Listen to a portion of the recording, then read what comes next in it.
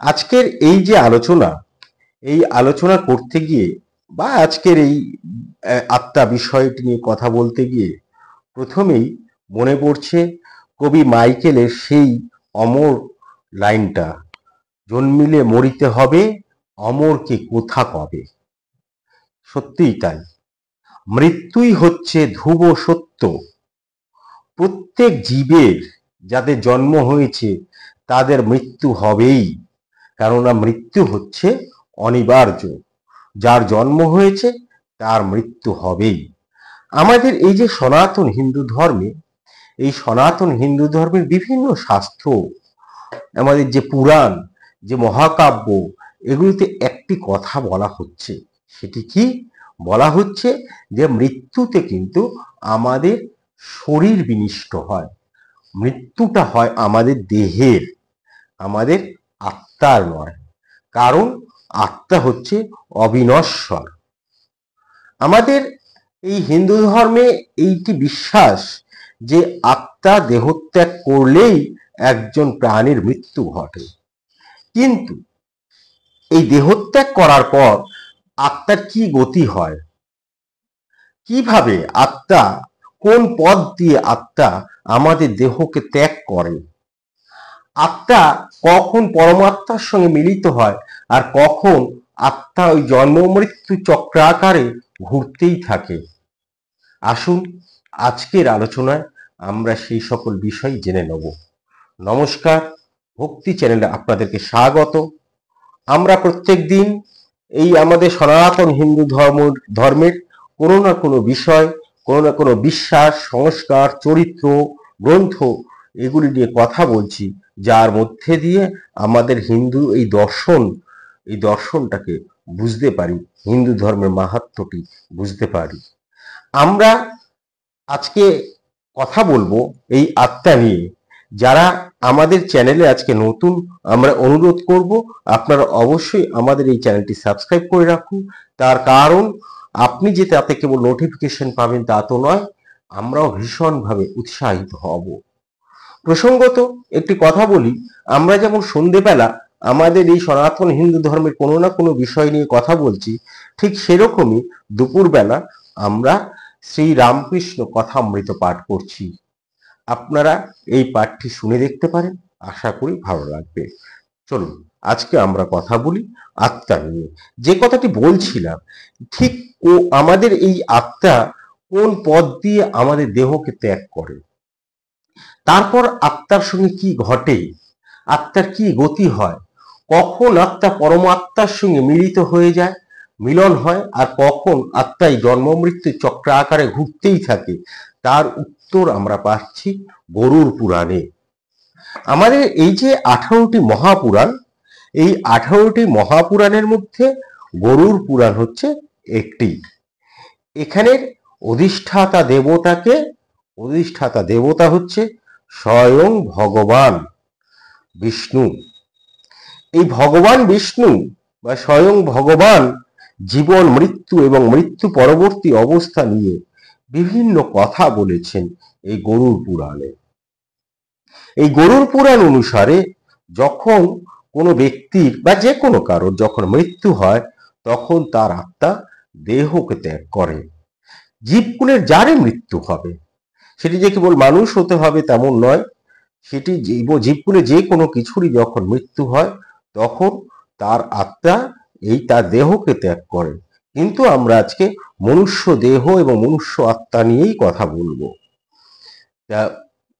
এবং এই যে শরীর ত্যাগ করে, এই যে দেহ ত্যাগ করে, এই দেহ ত্যাগ 9টি দ্বারের মাধ্যমে হয় বা দরজার মাধ্যমে হয়। এই 9টি দরজার মাধ্যমে হয়। কোন দরজাটি দিয়ে আত্মা নির্গমন করবে সেইটি নির্ভর করে ব্যক্তিটি, যার আত্মা বেরোচ্ছে, সেই আত্মা কি কাজ করেছে তার উপর। প্রথমে বলি এই 9টি দরজা। এই 9টি দরজা কি কি? এই যে আমাদের এই মানব দেহে আমাদের 9টি দরজা আছে। এই 9টি দরজা কি? 9টি ছিদ্র। এই 9টি ছিদ্র হচ্ছে 2টি চোখের ছিদ্র, 2টি কানের ছিদ্র, 2টি নাকের ছিদ্র এবং মুখের ছিদ্রটি পায়ুদ্বার ও আমাদের যোনিমুখ, এই 9টি যে দ্বার রয়েছে বা ছিদ্র রয়েছে, এর কোনো না কোনো অঙ্গ দিয়ে আত্মা শরীরের বাইরে বের হয়ে যায়। এবার এই কোথা থেকে বেরোচ্ছে তার ওপর নির্ভর করে আত্মার এই বেরোনোটা শুভ না অশুভ। যখন কোনো মানুষ কি কাজ করছে, যেটি আগে বলছিলাম, কিভাবে কর্ম করছে, কিভাবে তার জীবনকে যাপন করছে, তার উপর নির্ভর করে সেই মানুষটি শুভ কাজ না অশুভ কাজ, নিত্য না অনিত্য, সৎসঙ্গ না অসৎসঙ্গে জীবন কাটিয়েছে। আর সেইটাতেই নির্ভর করে আত্মা তার বেরোনোর পথটি খুঁজে নেয়। যেমন ধরুন, চোখ দিয়ে যখন আত্মা বের হচ্ছে, সেইখানে ধরা হয়, আমরা অনেককে দেখেছি যে মৃত্যুকালে তার চোখ সে বড় বড় করে তাকিয়ে রয়েছে। আসলে কি, আসলে সে মৃত্যুর সময় তার মায়া এখনো কাটেনি। এই যে পরিবার, পরিজন, পরিবেশ, তার উপর যে তার মায়া, সেই মায়া সে কাটিয়ে উঠতে পারেনি, তাই তার আত্মা সেই চোখ দিয়ে বেরিয়ে যাচ্ছে। এইটি বোঝা যায় যখন চোখ দিয়ে আত্মা বের হয়। আবার কারোর আত্মা যখন নাক দিয়ে বা কান দিয়ে বেরোচ্ছে, তখন ধরে নেওয়া যায় যে তার এই আত্মা বেরিয়ে যাওয়াটা শুভ। বিশেষ করে কান দিয়ে যখন বের হয়, যে কান সর্বদা সৎসঙ্গের কথা শুনেছে, সর্বদা ঈশ্বরের কথা শুনেছে, সব সময় ভালো কথা শুনেছে, জ্ঞানের কথা শুনেছে, তার আত্মা তো কান দিয়েই বের হবে। এরকম ভাবেই যখন নাক দিয়ে বের হচ্ছে, সেই তাকেও শুভ বলে মনে করা হচ্ছে। কারোর আত্মা নাক দিয়ে যখন বেরোয় যেমন শুভ, সেরকমই যার আত্মা মুখ দিয়ে বের হয় তার আত্মাও শুভই বলে ধরা হয়। কিন্তু যিনি পুরো জীবনটা কাটিয়ে দিচ্ছেন অর্থের মোহে, তিনি জীবনটা কাটিয়ে দিচ্ছে অসৎ উপায়ে, কামিনী কাঞ্চনী যার জীবন আবদ্ধ থেকেছে, সৎসঙ্গ কখনো করেনি, সদা সর্বদা অনিত্যকে নিয়েই যার ভাবনা, তার আত্মা পায়ুদ্বার বা যোনিমুখ দিয়ে নির্গত হয়। এই কথাগুলি বলা হচ্ছে গরুড় পুরাণে। এবং শরীরের এই যে যোনিপদ বা বায়ুপথ, বায়ুদ্বার দিয়ে যখন আত্মা বের হয়, তখন সেটিকে অশুভ বলে ধরা হয়। এই যে আত্মা যখন বের হয়ে গেল, দেহের তো মৃত্যু ঘটে গেল, তখন আত্মা কি হয়? আত্মা বের হয়ে সূক্ষ্ম দেহ ধারণ করে এবং এই সূক্ষ্ম দেহ নিয়েই মৃত্যু পরবর্তী আত্মার জীবন শুরু হয়। ভগবান বলছেন, কেবল জীবনেই নয়, মৃত্যুর পরও একজনের আত্মা তার কর্ম অনুসারে ফল লাভ করে।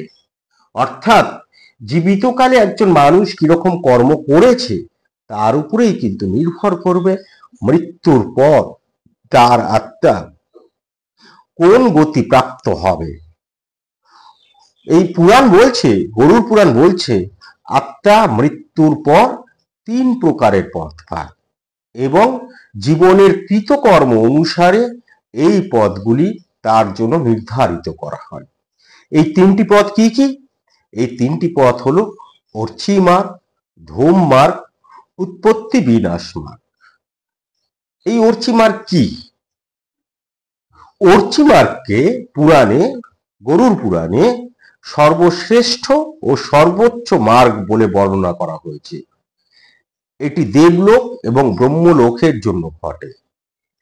এই পথ দিয়ে সেই ব্যক্তির আত্মা যেতে পারে যিনি জীবনের কোনো প্রকার পাপ করেননি, মিথ্যে বলেননি, কারো কখনো ক্ষতি করেননি, অর্থাৎ সর্বদা নিত্যকর্মে নিজেকে রত রেখেছেন, সর্বদা সৎসঙ্গ করেছেন, যেগুলি আমরা রামকৃষ্ণ কথামৃতে পাই। হ্যাঁ, ঠাকুর যে কথাগুলি বলেছেন তা সর্বদা সেই পথে চলেছেন, তখনই তার অর্চি পথ প্রাপ্ত হয়। এই অর্চি পথে চললে আত্মা মোক্ষ লাভ হয়, অর্থাৎ আত্মাকে সেই জন্ম মৃত্যু চক্রাগারে সেই আবর্তিত হতে হয় না। এরপর হচ্ছে ধূম মার্গ। এই পথটি পিতৃলোকের যাত্রার জন্য। এটিকেও বলা যায় যে আত্মা স্বর্গের পুণ্য ভোগ করে এবং পুণ্য ভোগ করার পর সেই আত্মা আবার পৃথিবীতে ফিরে আসে। এবং উৎপত্তি ও বিনাশ মার্গ, এই বিনাশ, উৎপত্তি বিনাশ মার্গ, এই মার্গটি কিন্তু হচ্ছে নরকের মার্গ, নরকের যাত্রাপথ। এবং পুরাণে এই পথটিকে সর্বনিম্ন হিসেবে বর্ণনা করা হয়েছে। বলছে যে এই পথে সেই আত্মাকে সে বিপজ্জনক বৈতরণী নদী পার হতে হয়। এটি অতিক্রম করতে ৪৭ দিন সময় লাগে এবং এই ৪৭ দিন আত্মা খুব যন্ত্রণা ভোগ করে। এবার গরুড় পুরাণ আরো কতগুলি কথা বলছে, যার মধ্যে দিয়ে আমরা পয়েন্ট টু পয়েন্ট আলোচনা করব, মানে বুঝে নেব যে মৃত্যুর পর আত্মার ঠিক কি কি ঘটে। বলছে গরুড় পুরাণ বলছে যে মৃত্যুর পর আত্মা কিন্তু কিছুক্ষণ সেইখানে যেখানে মানুষটি মারা গিয়েছেন সেইখানে সে অবস্থান করে। তার কারণ আমরা যদি এই বিভূতিভূষণের দেবযান পড়ি তাহলে এইটি আরো পরিষ্কারভাবে বলা হয়েছে যে মৃত্যুর পর আত্মা কিন্তু সঙ্গে সঙ্গে বুঝতে পারে না যে সে তার দেহটিকে ত্যাগ করেছে। ফলে তার মধ্যে একজন মানুষ হিসেবে তার মধ্যে যখন মায়া, মোহ, মমতা এগুলো রয়ে যায়, বিশেষ করে মৃত্যুর পর যখন এই পরিবার পরিজনের প্রতি তার মায়া, হ্যাঁ, এটা রয়ে যায়, মমতা রয়ে যায়, তখন সে বুঝতে পারে না যে সে দেহটা ত্যাগ করেছে, তাই সে এখানেই অবস্থান করে। আর অবস্থান যে করে শুধু তাই না, সে নাম ধরে পর্যন্ত ডাকে। কিন্তু আত্মা সূক্ষ্ম দেহ, আত্মাকে দেখা যায় না, আত্মার দেহ কথা শোনা যায় না, তাই আমরা কেউ বুঝতে পারি না। আত্মার তখন একটা ভীষণ কষ্ট হয়। সেই তার নিজে, সেই শরীরটা তো তার নিজের, এই শরীরেই তো সে বেড়ে এতদিন ছিল, ফলে তার একটা অত্যন্ত কষ্ট হয়। এরপরে তার যাত্রা শুরু হয়। যখন সে বুঝতে পারে যে না, এই দেহের মধ্যে আমি আর নেই, তখন তার যাত্রা শুরু হয়। মৃত ব্যক্তি সারা জীবনে কি ধরনের কাজ করেছে, কতটা সে পুণ্য করেছে বা কতটা পাপ করেছে, তার উপর নির্ভর করেই তার সুখ অথবা যন্ত্রণার জীবন শুরু হয়। যে ঠিক করা হয় সে কতটা সুখ ভোগ করবে অথবা কতটা যন্ত্রণা করবে। এই যে তার যাত্রাপথ শুরু হয়, এখানে শুরুতেই তার সাক্ষাৎ হয় কার সঙ্গে? মৃত্যুর দেবতা যমরাজের সঙ্গে। সারা জীবনে প্রয়াত ব্যক্তি কেমন কাজ করেছে, বা যে আত্মা যে দেহকে ছেড়ে এসেছে বা যাকে ছেড়ে এসেছেন সেই দেহ কি কাজ করেছে বা তিনি কি কাজ করেছেন, তার উপর নির্ভর করে শুরু হয় এই আত্মার বিচার। যমরাজ এর বিচার করেন। যদি প্রয়াত ব্যক্তি ভালো কাজ করে থাকেন তবে তার সুখ প্রাপ্তি হয়, আর যদি মন্দ কাজ, খারাপ কাজ করে থাকে তাহলে তা শুরু হয় যন্ত্রণার জীবন। মৃত্যুর পর আত্মা প্রথমে যমলোকে যাচ্ছে এবং যমলোক থেকে তার আরেকটি যাত্রা শুরু হচ্ছে। তা যদি ভালো কাজ করে থাকে তাহলে তৃতীয় স্তর, সেই মানে যমলোকের তৃতীয় স্তর, সেইখানে সেই আত্মা যেতে পারে, অর্থাৎ স্বর্গে গমন করতে পারে এবং এই সময় আত্মা খুব সুখে কাটায়। এবার যমলোকের চতুর্থ স্তর হলো নরক। যদি সে খারাপ কাজ করে থাকে তখন এই চতুর্থ লোক প্রাপ্ত হয়, অর্থাৎ নরক যন্ত্রণা শুরু হয়। এই যমলোকের বিভিন্ন স্তর আছে, সে বিভিন্ন স্তরে বিভিন্নভাবে তাকে সময় কাটাতে হয়, অর্থাৎ আত্মা তার কর্মফল অনুযায়ী বিভিন্ন জায়গায় বিভিন্নভাবে সময় কাটান। তবে স্বর্গের সেই সুখভোগ, সেই সুখভোগের সময় কিন্তু খুব কম থাকে এবং নরকের যন্ত্রণা তার অনেক বেশি থাকে। তা স্বর্গ ও নরক, এই যে সেই সুখভোগ অথবা যন্ত্রণা ভোগ যদি যখন শেষ হয়ে যায়, সেইটি যমরাজ নির্ধারণ করে দেয়, যখন সেই নির্ধারিত সময় যখন শেষ হয়, তখন সেই আত্মার আবার পুনর্জন্ম হয়। পূর্বজন্মের কাজের ভিত্তিতে আত্মার আবার পুনর্জন্ম হচ্ছে।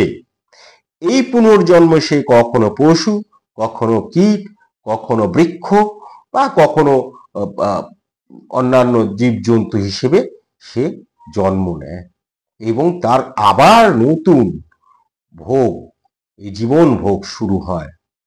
কিন্তু আত্মার চূড়ান্ত লক্ষ্য কি? যে কোনো একজন জ্ঞানী মানুষ কে, যিনি ভগবানকে চর্চা করেন, যিনি ভগবানের সদা রত থাকেন, তাকেই জ্ঞানী বলছেন। আমাদের উপনিষদ বলছে এই কথা। তা সেই আত্মার চূড়ান্ত লক্ষ্য হলো কি? এই জন্ম মৃত্যু চক্রাকারের যে আবর্ত, সেই আবর্ত থেকে নিজেকে মুক্ত করা, এবং তাকেই যখন এই মুক্ত হচ্ছে তখন তাকেই আমরা বলছি মোক্ষ লাভ করতে পারছে আত্মা। আত্মা যত ভালো কাজ করবে ততই তার এই মুক্তি লাভের পথ প্রশস্ত হয়। বলা হচ্ছে, পুরাণ বলছে যে ভগবান চাইছেন যে জীবন দশায় যদি আমরা দান, ধ্যান, পুজো, আরাধনা এগুলো করি এবং শান্তিপূর্ণভাবে জীবন কাটাই, তাহলে মোক্ষ লাভের পথ সুগম হয়। আত্মা যখন মোক্ষ লাভ করে তখন কি হয়? এই জীবাত্মা ব্রহ্মাত্মার সঙ্গে মিশে গিয়ে এক হয়ে যায়। আসলে এই যে পুরাণের এই সকল কাহিনী, এটা দেখুন সত্য কি মিথ্যে এই নিয়ে অনেক বিতর্ক হয়, এ চলতেই থাকবে। যেমন সাকার নিরাকার এই নিয়ে বিতর্ক চলে, যেমন বিশ্বাস অবিশ্বাস, তিনি আছেন তিনি নেই, সেরকমই আত্মা আছে কি আত্মা নেই, মৃত্যুর পর আত্মার কি হয়, সত্যি স্বর্গ বলে কিছু আছে, এরকম বিভিন্ন বিষয় নিয়ে আমাদের বিতর্ক তো চলতেই থাকে। কিন্তু আমাদের ধর্ম যে গ্রন্থ, যে ধর্মীয় গ্রন্থগুলি রয়েছে, যে শাস্ত্রগুলি রয়েছে, সেগুলোর এই যে এত কাহিনী, এত গল্প কথা, এর মধ্যে থেকে একটি কথা বলে, এই যে ধর্মের পথে থাকো। ধর্ম কি? একজন মানুষের ধর্ম হচ্ছে মানবিকতা। আমাদের এই ধর্ম আমাদেরকে শেখায় মানবিকতা, সহনশীলতা, ধৈর্য, আর অন্য ধর্মকে সম্মান করা। এই তো ধর্ম। এই ধর্মের পথে থাকো, অর্থাৎ সৎ থাকো, সৎসঙ্গ করো। আমাদের পুরাণ, বিশেষ করে গরুড় পুরাণে যখন এই কথা বলা হচ্ছে, আসলে বলছে যে গরুড় পুরাণ একজন ব্যক্তিকে ভালো ও পুণ্যময় কাজ করতে অনুপ্রাণিত করে। কারণ মানুষের যে পুণ্য কি কাজ করছে, মৃত্যুর পর এই কৃত কর্মই মৃত্যুর পর তার সঙ্গে যায়, এবং বলা হচ্ছে সেই অনুযায়ী সেই স্বর্গ বা নর্গ পায়। এরই সঙ্গে আমাদের এই পুরাণে এরকম মানব চরিত্র নিয়ে বহু গুপ্ত রহস্যের কথা বলা হয়েছে। আমরা নিশ্চয়ই আগামী দিনে সেই সকল আলোচনা করব। যদি আপনারা শুনতে চান, যদি ধৈর্য ধরে পুরোটা শোনেন, তবেই মনে হয় হ্যাঁ, যা বলছি তা বলে আনন্দ পাচ্ছি। যাই হোক, আজকে এই পর্যন্তই। আপনাদের আর ধৈর্যচ্যুতি ঘটাবো না। আশা করি আমাদের আলোচনা ভালো লাগছে, আপনারা নিশ্চয়ই শুনছেন এবং প্রত্যেক দিন শুনছেন, ফিরে ফিরে আসছেন। ঠিক এভাবেই আপনারা আমাদের সঙ্গে থাকুন, আমাদেরকে উৎসাহিত করুন। আর শেষে বলি, আবার আজকে যারা নতুন আমাদের পর্বে, অবশ্যই আমাদের চ্যানেলটি সাবস্ক্রাইব করে রাখুন। কারণ আপনারা সাবস্ক্রাইব করলে আমরা আনন্দিত হই, আমরা উৎসাহিত হই, আর সেই উৎসাহকে পাথেয় করেই প্রত্যেক দিন এই আপনাদের দরবারে, আপনাদের দুয়ারে আমরা উপস্থিত হই, হাজির হই। নমস্কার। ভালো থাকবেন, ভালো রাখবেন, নিজে আনন্দে থাকবেন, অন্যকে আনন্দিত রাখবেন। নমস্কার, ধন্যবাদ।